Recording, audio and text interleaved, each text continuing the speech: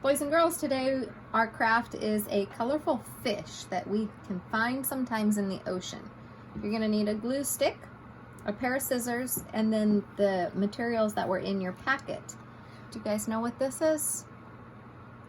Yes, it's a paper plate, and the shape of it is a circle. And then we have some colorful strips of paper. Can anybody tell me what this shape is? This is a very long rectangle. 2 long sides and 2 short sides makes it a rectangle. We have a couple different fun colors. This color we can call teal, purple, and orange. We're going to set those aside and we are going to start with our paper plate. You can see the black lines on my paper plate. I'm going to use the scissors and I'm going to be very carefully cutting out on those black lines. What shape does that look like that's going to make when I have it cut out? Yes, I think it's going to be a triangle. The paper plate might be a little bit harder to cut. You're going to have to squeeze the scissors, and I'm going to make it stay on that black line. And when I get to that point, I'm going to turn it, and I'm going to cut from this line now. Staying on the black line all the way to where it meets the other one. It should come off like this. Then I'm going to take this and I am going to add glue. So here's where it's open. I'm going to go straight across the plate and add the glue. You can see where the point comes together. What part of the fish do you think this could be? You think it's his back fin that helps him swim through the water. And this part is going to be his mouth. A fish's mouth opens and closes. He has gills. He doesn't breathe like we do. He can breathe underwater because he has gills. All right, the next thing we're going to do is we're going to go back to our strips of rectangles. Remember in our crafts before, we talked about when we need to tear paper into small pieces. And to do that, we have to use pinchy fingers. So we have pinchy fingers. We hold our pinchy fingers and we pinch at the top of, we don't try to hold it in the middle. We're going to hold it at the very top of the strip. And when I pinch it, then I'm going to tear down. So I'm going to tear it down. So I'm making small pieces. And they don't have to be all the same size. They can be all different as long as you're tearing. If you try to pull the paper, it's not going to work. You're going to get really tired. It's too hard for my hands to do. So I'm going to go back to the top and I'm just going to tear. I'm going to keep tearing.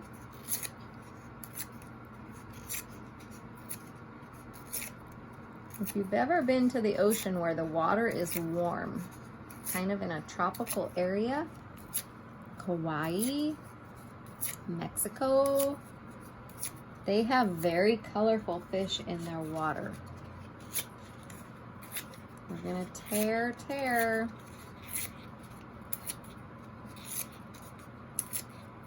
Whew. It'll take a long time.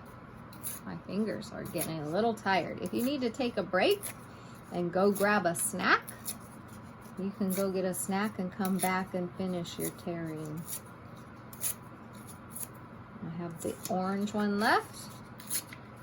My pile of paper is getting very big.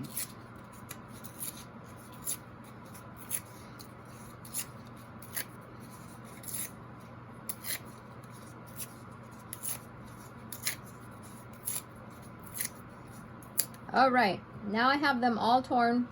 I have a very large pile of paper. I'm going to set it there on the side. Then I'm going to work on my colorful fish in sections, because if I put glue all over it, it's going to be a gluey mess and it's going to get dried up before I get the paper stuck on. So I'm going to just draw a line with my glue stick. And I'm going to work on the top part of my fish. I'm going to get glue all around. Now I'm just going to pick up pieces And I'm gonna start sticking it on. It's okay if some of your white plate is still showing. It'll just be part of the fish's skin.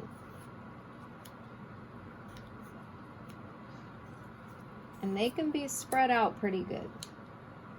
We can always go back and fill in holes if we have extra paper.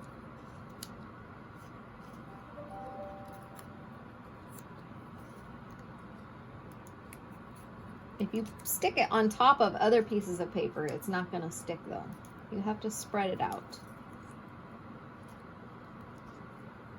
Okay, I'm going to start with that. And I'm going to make another section. I'm going to work on the middle part of him. And again, I'm just going to start sticking on the colors. He's starting to look pretty colorful.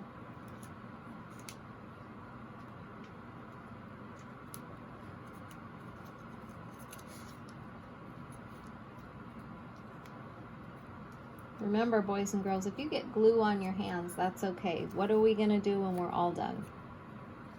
We're going to wash our hands and the glue will all come off.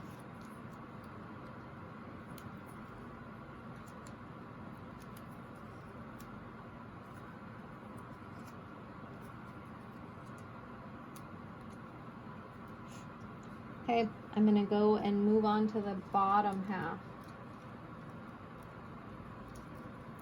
Getting glue everywhere so those colors stay on him.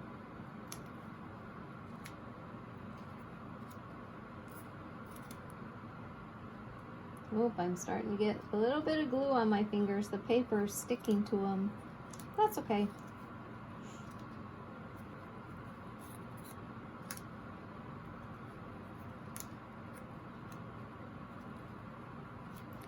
Make sure I save a little bit of this paper for his tail. So I'm going to go over here to his tail. I'm going to add glue.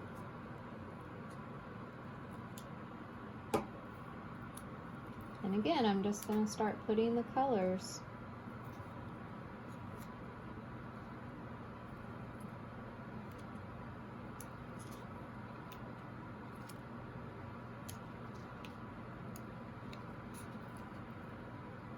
What do you think? Is he looking pretty decorative? Looking pretty colorful. Okay, I still have a little bit of paper left, so I'm going to find some holes where I didn't get too much. And I'm going to go back in and add some of these colors. That way I can use up all of it. Remember, it's okay if you have a little bit that touches each other.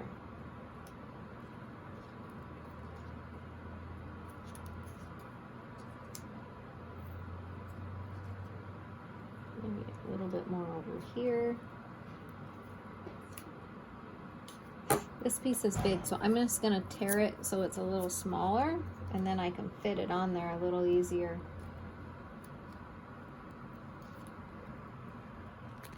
Do you see any spots where I should add some? Maybe here? Maybe a little bit here?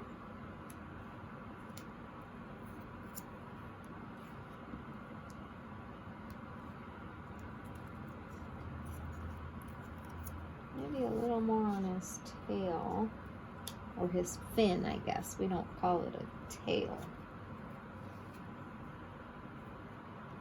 Dogs have tails, fish have fins.